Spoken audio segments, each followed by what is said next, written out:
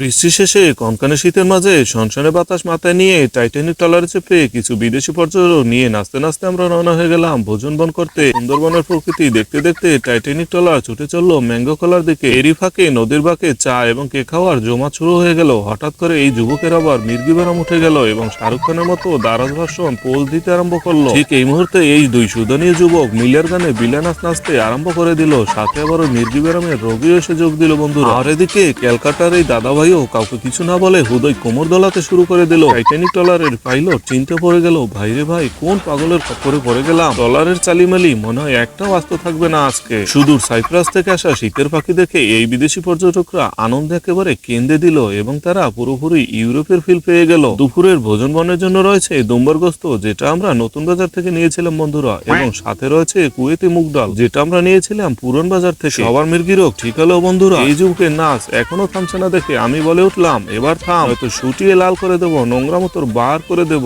কিছু পর্যটক এই কনকনে শীতের মাঝে সনসনে বাতাস গায়ে মেখে বন্ধুরা ম্যাঙ্গো খোলার এই নদীতে ঝোলার ডুবান ডুবাতে লাগলেন। অতঃপর সময় এলো লাঞ্চ করার, কিন্তু বন্ধুরা না, আমরা এখন দুপুরের খাবার খাবো আর লাঞ্চ আমরা রাতে খাবো। আজকের খাবারটা যা হয়েছে না বন্ধুরা, কি বলবো, পুরো একের দুই। জনমের দেশে ঝাল, নাকমুখ হয়ে গেছে বন্ধুরা লাল। খাবার খাওয়ার পরে বিকেলে সকল পর্যটক এবার বল ঘোরাঘুরি খেলায় অংশ নিয়ে পেটের ভাত হজম করতে লাগলো বন্ধুরা, এবং সকলে বেশ আনন্দঘন সময় কাটাতে লাগলেন। আর এই খেলায় বরাবরের মতো বিজয়ী হলেন আপনাদের সকলের অপরিচিত এই সবুজ নামের শিরুখা। যাই হোক বন্ধুরা, সর্বোপরি এই যাত্রায় ভোজন বনে আনন্দের মাত্রা ছিল বহুগুণ। তোমাদের হাতে যদি বন্ধুরা বেহুদা সময় থাকে তবে বন্ধু বান্ধব সাথে নিয়ে তোমরাও বেরিয়ে পড়ো ভোজন বিলাসে। আপাতত ভিডিও বন্ধুরা এ পর্যন্তই। পরবর্তী ভিডিও দেখতে চাইলে বন্ধুরা আমাদের চ্যানেলটি সাবস্ক্রাইব করে রাখো এবং লাইক কমেন্ট করে পাশে থাকো। কিউকি পিকচার আবি पिक्चर अभी बाकी है मेरे दोस्त।